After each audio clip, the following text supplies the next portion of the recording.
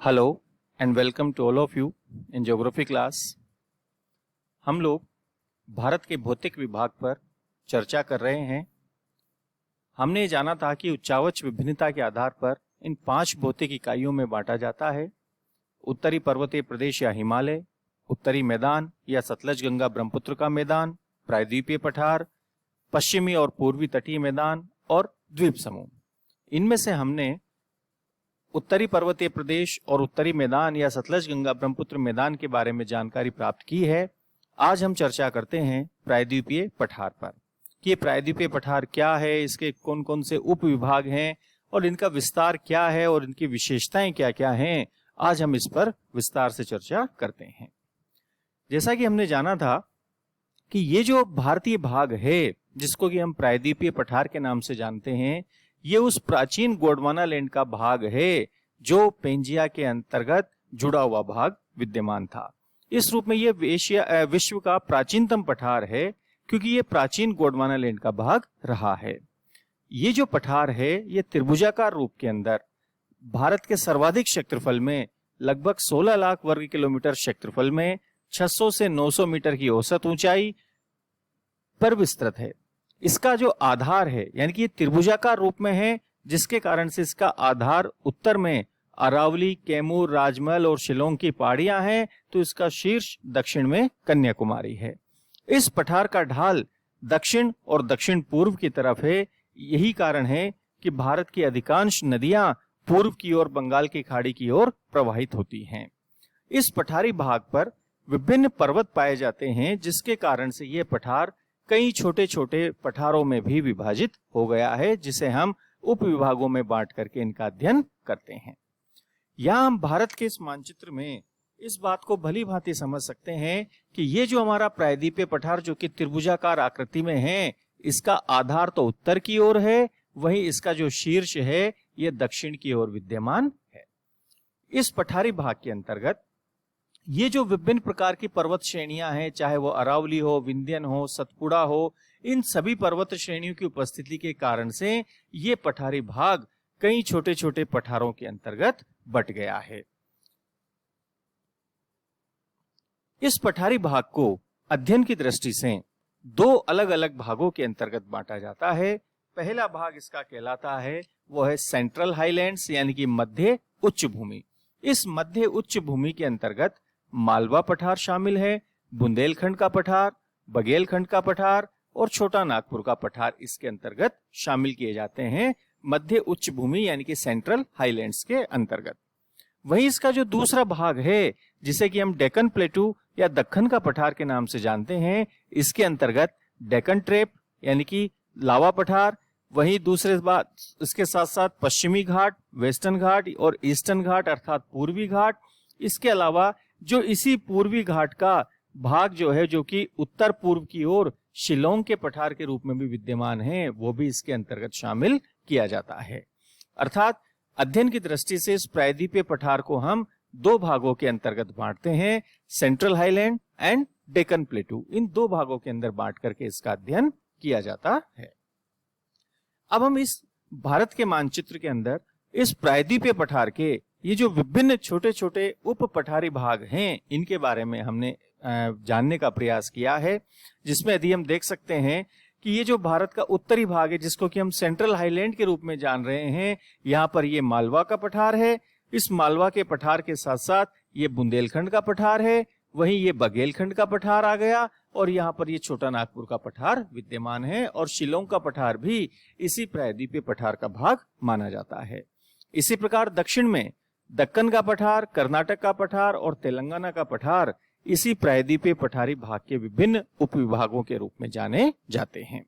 अर्थात हम ये देख सकते हैं कि इस पठारी भाग पर विभिन्न पर्वतों की उपस्थिति के कारण से ये कई छोटे छोटे पठारी भागों के अंतर्गत विभाजित हो गया है, जिसे हमने अध्ययन की दृष्टि से इन विभिन्न भागों में बांटा हुआ है। अब हम सामान्य फीचर्स के बारे में बात करते हैं और उन सभी जो भी उप विभाग हैं उनके बारे में हम थोड़ी सामान्य जानकारी प्राप्त करते हैं, जिसमें सबसे पहले हम बात करते हैं डेक्कन प्लेटू के बारे में। डेक्कन प्लेटू जो है ये ताप्ती नदी के दक्षिण में लगभग 5 लाख वर्ग किलोमीटर क्षेत्रफल पर विस्तृत है जिसका की ढाल पश्चिम से पूर्व की ओर है। इसका निर्माण क्रिटेशियस युग के अंदर दरारी उद्गार वाले ज्वालामुखी से निकले लावा के जमाव से हुआ है और इस पठारी भाग को दो उप विभागों के अंतर्गत बांटा जाता है, तेलंगाना पठार और कर्नाटक पठार। तेलंगाना पठार में रायलसीमा पठार के रूप में भी इसे जाना जाता है और वहीं कर्नाटक के पठार में मालनाड और मैदान दो भाग शामिल हैं। कर्नाटक पठार में जो पर्वतीय क्षेत्र है उसे मालनाड के नाम से जाना जाता है। दूसरा भाग आता है जिसे हम कहते हैं मेघालय पठार। इस मेघालय पठार जो है ये प्रायद्वीपीय पठार का ही भाग है जो कि राजमहल और गारो गेप अर्थात राजमहल पहाड़ी और गारो पहाड़ियों के बीच में जो गंगा नदी के द्वारा इस काट करके जो डेल्टाई भाग का निर्माण किया गया है उसके कारण से ये इससे अलग हो गया, मुख्य पठार से अलग हो गया है। लेकिन ये इस मेघालय पठार जो है ये इसी प्रायद्वीपीय पठार का ही भाग माना जाता है। तीसरा आता है छोटा नागपुर का पठार। ये पठार झारखंड राज्य में स्थित है और ये पठार खनिजों का भंडार कहलाता है। इस पठार पर कई श्रेणियां स्थित हैं जिनकी गहरी घाटियों में नदियां प्रवाहित होती हैं और ये पठार गोंडवाना काल के भारी निक्षेप यानी कि खनिज निक्षेप रखता है। इसी कारण यहाँ पर प्रचुर मात्रा में खनिज पाए जाते हैं। मालवा पठार, इस पठार का विस्तार दक्षिण पूर्वी राजस्थान और मध्य प्रदेश में है जो कि अरावली और विंध्याचल श्रेणी के बीच में विद्यमान है। इस पठार पर चंबल नदी ने विस्तृत बीहड़ों का निर्माण किया गया है और इस पठारी भाग पर भी काली मिट्टी का विस्तार मिलता है। बुंदेलखंड का पठार, ये मालवा पठार का उत्तरी और उत्तर पूर्वी जो भाग है उसे बुंदेलखंड पठार के नाम से जाना जाता है जो कि प्राचीनतम बुंदेलखंड नीज से निर्मित है। इस पठार पर भी चंबल और यमुना नदियों ने बड़े बड़े बीहड़ों का निर्माण किया है। बघेलखंड का पठार, विंध्यन श्रेणी के भी पूर्व में ये पठार जो स्थित है जिसे कि बघेलखंड का पठार कहा जाता है, ये पठारी भाग मध्य प्रदेश और छत्तीसगढ़ की सीमा पर स्थित है। अगला उपविभाग इसका आता है दंडकारण्य पठार। यह छत्तीसगढ़ उड़ीसा की सीमा पर स्थित है जो कि अत्यंत उबड़ खाबड़ है। अरावली पहाड़ी, ये भी इस प्रायद्वीपीय पठार का ही एक भाग है। ये विश्व की प्राचीनतम वलित पर्वतमाला है जो कि अभी वर्तमान में अवशिष्ट के रूप में विद्यमान है। ये पर्वतमाला 692 किलोमीटर की लंबाई में गुजरात में खेड़ ब्रह्मा से लेकर के दिल्ली तक विद्यमान है। इस पहाड़ी भाग की औसत ऊंचाई 300 से 900 मीटर है और इसका सर्वोच्च शिखर गुरु शिखर है जो कि हिमालय और दक्षिण में अन्नामलाई की पहाड़ियों पर स्थित अनाईमुडी शिखर और दोदा बेटा के बीच में सर्वाधिक ऊंचा शिखर है। अगला भाग आता है जिसे हम कहते हैं विंध्याचल पहाड़ी। इस पहाड़ी भाग का विस्तार 1200 किलोमीटर की लंबाई में 750 से 1000 मीटर की औसत ऊंचाई में विस्तृत है जो कि गुजरात से शुरू होकर के गंगा घाटी के मध्य बिहार में सासाराम तक इसका विस्तार पाया जाता है। इस श्रेणी में अमरकंटक सर्वाधिक ऊंची चोटी है जिसकी ऊंचाई 1048 मीटर है। ये पहाड़ी भाग गंगा नदी क्रम को दक्षिण भारतीय नदी क्रम से अलग करता है। ये इस पहाड़ी भाग की सबसे प्रमुख विशेषता है कि यह गंगा नदी क्रम को दक्षिण भारतीय नदी क्रम से अलग करता है, अर्थात इस रूप में ये भारतीय महान जल विभाजक रेखा का एक भाग के रूप में विद्यमान है। अगला भाग आता है जिसे हम कहते हैं सतपुड़ा पहाड़ी। यह पहाड़ी भाग 900 किलोमीटर की लंबाई और 760 मीटर की औसत ऊंचाई में ब्लॉक पर्वत के रूप में विद्यमान है जिसके उत्तर में नर्मदा और दक्षिण में ताप्ती नदी की दरार घाटियां स्थित है।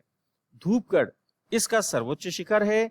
ये महादेव और मैकाल पहाड़ियों के रूप में विस्तृत है और महादेव पहाड़ियों में पचमढ़ी यहाँ का एक प्रमुख पर्यटन स्थल माना जाता है। पश्चिमी घाट, ये भी इस प्रायद्वीपीय पठार का जो अपर्दित खड़ा कगार है वो इसे हम पश्चिमी घाट के रूप में जानते हैं।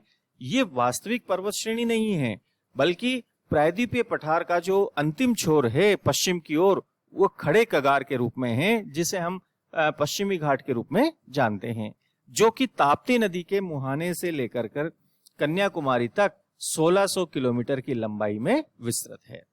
इस पश्चिमी घाट को पार करने के लिए 4 प्रमुख दर्रे हैं जहां से सड़क मार्ग निकाले गए हैं। इनमें पहला है थाल घाट, जो कि नासिक और मुंबई को जोड़ता है। दूसरा है भोर घाट, जो कि मुंबई और पूना को जोड़ता है।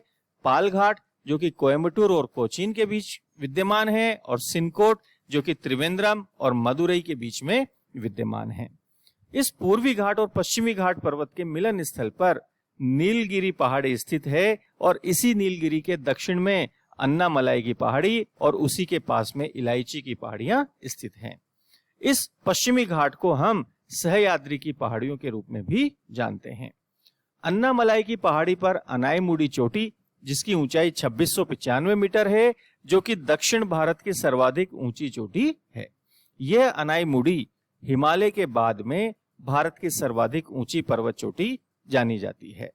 इस पालनी की पहाड़ियों पर कोड़ई कैनाल नाम से पर्यटक स्थल स्थित है। वहीं दोदा बेटा, जो कि 2637 मीटर ऊंची है, ये नीलगिरी की सबसे ऊंची चोटी है और ये दक्षिण भारत की दूसरी सर्वाधिक ऊंची चोटी है। और दक्षिण भारत का एक प्रसिद्ध पर्यटन स्थल ऊटी नीलगिरी की पहाड़ी पर ही स्थित है। पूर्वी घाट, यह पूर्वी घाट भारत के पूर्व भाग के अंदर इस पठारी भाग का पूर्वी छोर है, जो कि 1300 किलोमीटर की लंबाई और 615 मीटर की औसत ऊंचाई के अंदर उड़ीसा से तमिलनाडु तक खंडित रूप के अंदर स्थित है। यह पठारी भाग का पूर्वी छोर लगातार रूप में विद्यमान नहीं है, क्योंकि इसे नदियों ने अनेक स्थानों पर काट दिया है, जिससे कि यह श्रेणी लगातार रूप में न होकर के खंडित रूप में पाई जाती है। इसमें विशाखापट्टनम चोटी इसकी सर्वाधिक ऊंची चोटी है और महेंद्रगिरी इसकी दूसरी सर्वाधिक ऊंची चोटी के रूप में जानी जाती है। ये बात थी प्रायद्वीपीय पठार के बारे में, कि जिसके अंतर्गत हमने ये जाना था कि प्रायद्वीपीय पठार का अध्ययन दो भागों में बांट करके मध्य उच्च भूमि और प्रायद्वीपीय पठार दक्षिण का पठार के रूप में बांट करके हम इसका अध्ययन करते हैं। और विभिन्न पर्वतों की उपस्थिति के कारण से जो इसके उपविभाग हैं, उनकी भी एक सामान्य जानकारी हमने यहाँ पर प्राप्त की है। अब आप इसी प्रकार हमारे साथ बने रहिएगा। हम अपनी अगली क्लास के अंदर जो भारत का जो चौथा प्रायद्वीपीय भाग है, द्वीप समूह, और उसके साथ साथ पूर्वी और पश्चिमी घाट तटीय मैदान, हम इनके बारे में भी जानकारी हमारी अगली क्लास के अंदर प्राप्त करेंगे। Thank you very much.